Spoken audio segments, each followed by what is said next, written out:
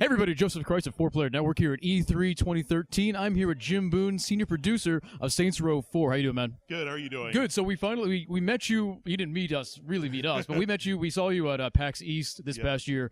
You did the main talk of the behind closed doors look at that. Seeing you again, you look wonderful as usual. Good to be here. So what sort of changed from then to now? With the game. In terms of the game, we've been pounding away on it, and so we've been getting in a lot of the polish and a lot of the finishing touches and things like that. But in terms of the show that we're doing today, we were able to finally show one of our big missions, which is you being the president of the United States with the invasion occurring in the White House. And so that's one that a lot of people keep wondering, like, what does it mean to be the president, and what's it like? And so we're pretty excited to be able to show that mission off, and before you guys have a chance to get in the open world and see what it's like with the superpowers and everything. I did like something you actually have the player. We won't, no spoilers, but you actually have us go do some presidential decisions, which is actually a pretty funny part of the whole thing. Yeah, absolutely. It's something that it's another one we get asked a lot, like what does it mean to be president, and what kinds of things do you do? And we keep joking around saying that at the end of the day, we know we don't want players to just sit around like signing bills all day or going to meetings or something like that. Like, what would you do if you were the president? And so we try to set up some scenarios thinking about what you'd want to do and how you'd want to do it. Gamers don't normally watch C-SPAN, so they don't really have a sense of that. Exactly. We don't like that. No. But so this is the first time I'm getting my hands on the thing, and it feels pretty good. It's sort of like, I like the way you sort of balance the powers between using these superpowers and then using like contemporary weaponry and guns and fists and all that kind of stuff. Yeah, you've nailed it. It was the design with it was that we wanted you to be able to go with either one that you want. A lot of our fans just love the weapons that we do, because we have a lot of really over-the-top weapons and a lot of the standard bread and butter weapons, and you can go use that at will. But then with the superpowers, it just adds a completely different dimension to combat. So, and you can use them in combination with each other. Like, one of the things we see players do a lot is you've got Blast, which will freeze things. So we showed that at PAX before. One that we showed just now at E3 is Stomp, which sends out this concussive blast. So you actually have a different recharge timer for each of the superpowers that you have.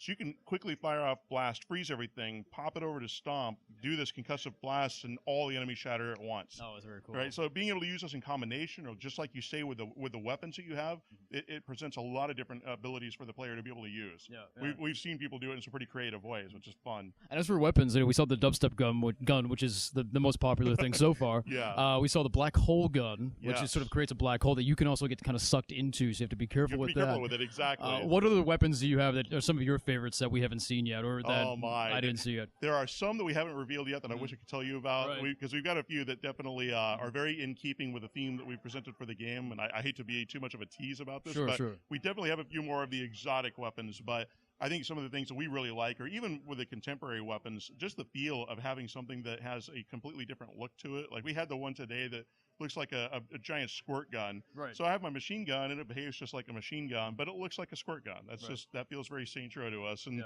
the ability to customize yourself that much more is really cool, and what the game is all about. So how about the weapon? Like, how does the player kind of get these weapons? You don't really kind of come across a black hole gun. Is that sort of story related, or? You're exactly right, yeah. So we do a little bit of combination. A few of them you will get through the critical path, but the big thing for us is because the open world, there's so many things to do in the open world. What we wanted to do is have a ton of different rewards for you. And so a lot of the weapons you'll actually get from the open world in doing quests. So you'll have a particular quest, you'll see exactly what the reward is. So there might be a certain quest you look at and think, like, I don't really want to do that one right now. Or you'll see one that says a black hole gun. It's like, I don't know what that does, but that sounds pretty cool. I'm going to go do that one right now. Right. And so it gives you a really nice reward for being able to go and do a bunch of those quests. Cool. And I'm presuming all the crazy costumes are back and all that kind of stuff is there too. Oh yeah, definitely. Yeah, we have a number of new costumes that people will be able to dress their character up in. And one of the cool things I think that we've done is we've brought back a number of outfits from Saints Row 3, because for the first time you're going to be able to bring your customized character from Saints Row 3 into Saints Row 4. So if you spend all the time getting your character to look just so, and with the right outfit and everything, you'll be able to bring it right into Saints Row 4. I actually did that before Saints Row 3 came out, when you guys released the character builder. Exactly, yep. And we're going to be doing the same thing. We've got an updated version that we're going to be sending out a little bit before the game launches. So you'll have a chance, if you want to do a fresh character, no problem. If you've got a previous character, you'll be able to import it in, get them all set up just in time for the game to be able to come out. So is the character customization the same, or is it expanded upon the old one that we had? It's same in terms of the number of things that you can customize, but in terms of the items themselves, there's tons of new stuff. So new tattoos, new clothing, new hats, so on and so forth. There's a lot of different options for you. I really love kind of how crazy this game is kind of getting. You know, the series is getting. We have so many sort of serious games nowadays, and there is sort of a contingent of people who are like, "Oh, we wanted Saint Row to be a serious game," and I don't know. I sometimes feel like we have so many games like that.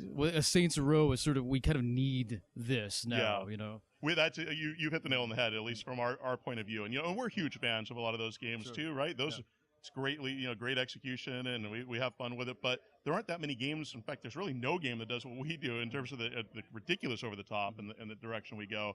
But those games that are similar to it, like, we love that because as gamers, we're all gamers first and foremost, and the ability to be able to play something that's totally unlike anything else that's out there, it's pretty rare in this day and age, and that's why we do a lot of the stuff that we do. Is that it's we know it's good entertainment. It may not be high art, but that's not what we're trying to do. We're trying to entertain and just have fun. Well, you can never forget you're making a game, and like I'm a big fan of like Suda51 because he'll make a game like Shadows of the Damned, which you're just killing things and there's demons and there's blood and heads falling down the street, but then you're picking up giant cherries like Super Mario Brothers. Yes, completely. and I think that sort of thing. Sweary65, Deadly Premonition, they kind of has that idea too, that we can do this sort of serious story and have these serious moments, but we are still making a video game, and we have to keep that in mind. You don't lose sight of that. Exactly. Because that's why we all played it, right? That's how we got into video games in the first place. Yeah.